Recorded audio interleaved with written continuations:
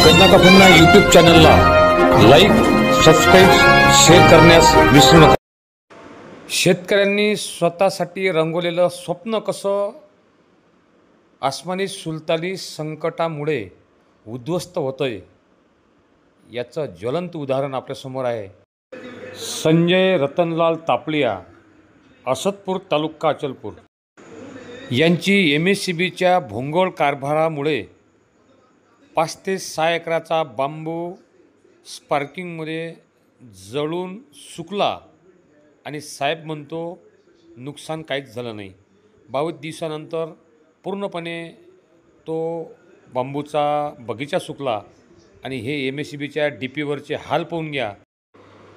संजय भाऊ तापडिया यांनी कित्येकदा या DPचे आणि या DPहून गेलेल्या 4 इकडे जे तार गेले त्याची कंप्लेंट केलेली आहे की यापासून माझा बांबू जळू स्पार्किंग होऊन बांबू जळू शकते, पण त्यावर कुठल्याच प्रकारची कारवाई MSCBने केली नाही।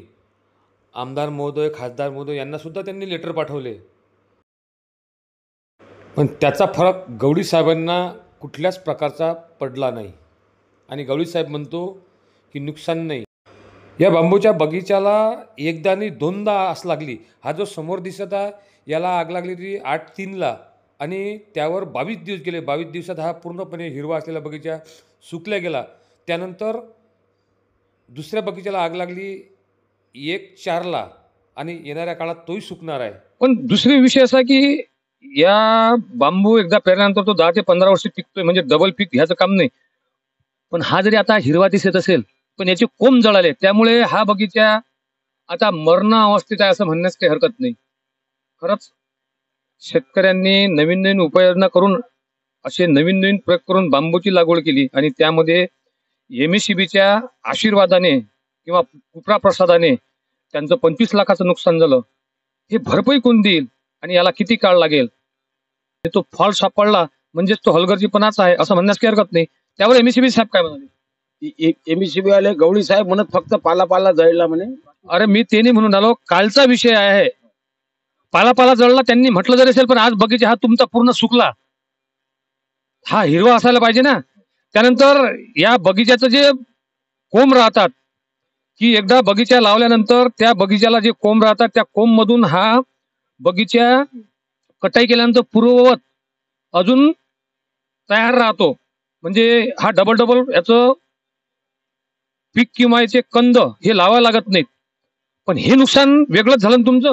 लहान बाशे, मोठे बाशे आणि कोंब पण पूर्ण जळाले, म्हणजे आता हा बगीचा पूर्णपणे उद्ध्वस्त झाला असं म्हणण्यास काही हरकत नाही। 100% उद्ध्वस्त झालेला आहे आणि त्याच्यात ठिंबकचे पाईपलाईन वगैरे आणि माझे स्प्रिंकलचे पाईपलाईन वगैरे मी कृषी विभागाला दाखवलं, ते पूर्ण जळालेले आहेत। ठिबक तर 100% जळालं। आता तुम्ही हे पाहू शकता। पण मला असं वाटतंय 25 लाखाचं सध्या हयात असलेल्या बांबूचं नुकसान आहे, पण जे कोंब त्यामधून हा बगीचा जवळजवळ 10 ते 15 वर्ष पूर्ववत राहत होता, ते नुकसान कोण देईल? आज जरी त्या शेतकऱ्याला सरकार आणि MSCB हे सर्व भरून देईल, पण येणारं जे पीक होतं या बांबूच्या कडून आणि त्यांचं उत्पन्न हे घटलं असं म्हणण्यास काही हरकत नाही। पूर्णपणे हे पाईप सुद्धा त्यांचे जळले, जवळजवळ 100 ते 150 पाईप यांचे जळून खाक झालेले आणि हे काही अवशेष आहे जिथं, हे फक्त अवशेष आहेत। जे पाईप जळाले ते जळून खाक झाले आणि जे राहिले ते पाईप तुम्ही त्यांची दशा पाहून राहिले। आता हा बगीचा पाहण्याकरता आजूबाजूचेच नाहीत तर गावातली सुद्धा तालुक्यातून लोक पाहायला येत आहेत, कारण नुकसानच इतकं अतोनात आहे का ते आपण सांगू शकत नाही। आज शेतकरी आत्महत्या करायला लागला आणि हे MSCB आत्महत्या करण्याकरताच या कुटुंबाला प्रवृत्त करत असं म्हणण्यास हरकत नाही। असेच एक शेतकरी आहेत की ते मुद्दामून हा बगीचा पाहण्याकरता आला। आपण त्यांनाच विचारू की हे परिस्थिती का उद्भवली आणि कोणामुळे। दादा नमस्कार। राम राम। आपण कोणत्या गावचे? असदपूर।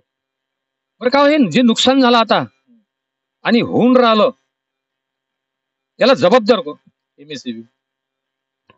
MSCB जबाबदार काय म्हणता तुम्ही? त्यांनी लेटर दिले आमदाराला, खासदाराला की हे लाईन काढण्यात यावी, त्यांनी त्याच्यावर दुर्लक्ष केलं नाही। आमदारांनी लेटर सुद्धा दिले म्हणते MSCB की हे लाईन त्वरित काढावा म्हणून। त्याला त्यांनी लेटर दिलं, त्यांची प्रत MSCB ला पोहोचवली, सगळं झाल्यावर तो इंजिनियर झोपलेला, त्याला कोण हे जबाबदार आहे? एमएससीबी जबाबदार आहे, म्हणजे कर्मचारी.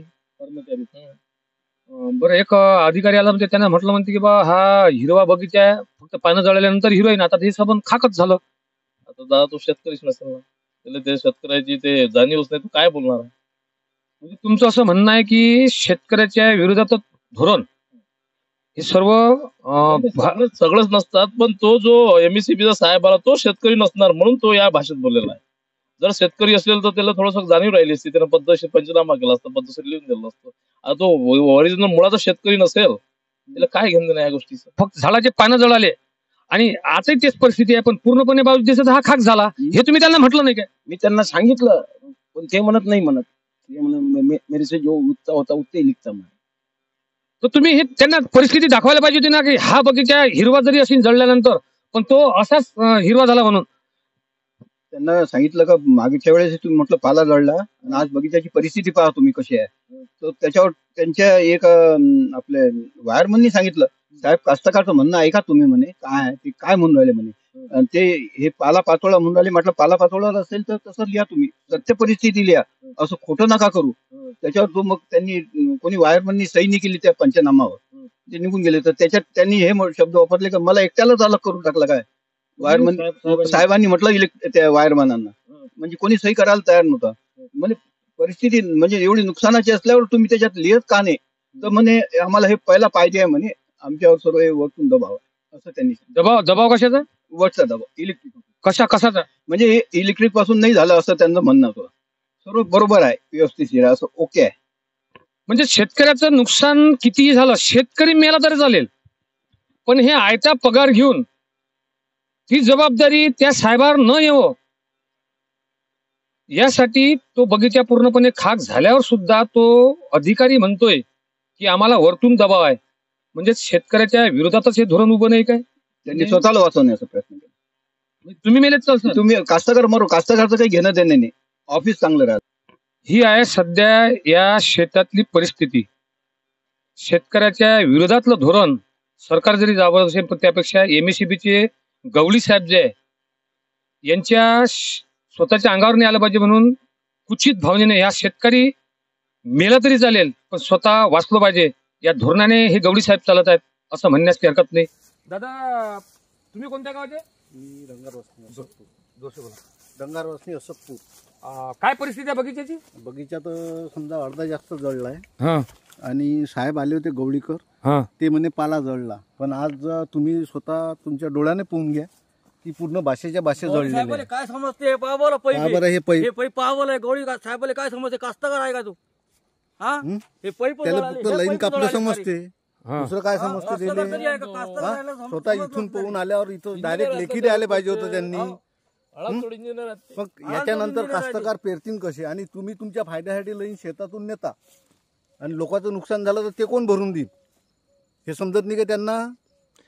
हे विद्युत झालेले शेतकरी, कारण या शेतकऱ्याला जरी झोळ पोचली असेल, पण भविष्यात याही शेतकऱ्याच्या शेतात लाईनी आहेत. आता हे तुम्ही काय नाव आहे दादा तुमचं? अशफाकुल्ला खान. अशफाकुल्ला खान. पाहून घ्या, ते पाईप घेऊन हातात दाखवून राहिले तुम्हाला. असे किती पाईप जळाले? असं कमीत कम 60-70 पैप जळाली.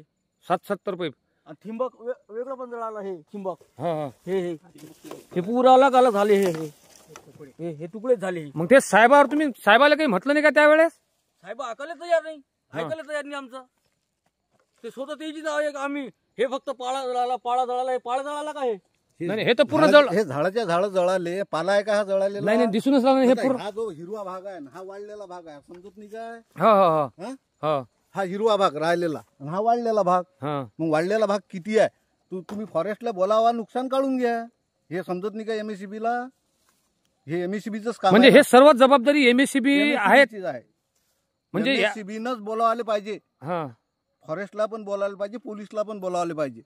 मग आता हे काम आम्हाला करावं लागून राहिलं. म्हणजे त्यांचं शेतकऱ्याकडे दुर्लक्ष आहे असं म्हणण्यास काही हरकत नाही. हे सर्व शेतकरी आहेत आणि अशा झुंडाच्या झुंडा या मॉडर्न ज्यांनी उभं केलं होतं की पारंपरिक पिकापासून एक उत्कृष्ट प्रकारे शेतकऱ्याने हा बगीचा लावला होता, याचं नुकसान भरपाई कोण देईल हाच एक प्रश्नचिन्ह आहे. गन्ना का फन्ना युट्यूब चॅनल, माऊली धांडे प्रस्तुत करता गणेश पटेल सागरे. धन्यवाद.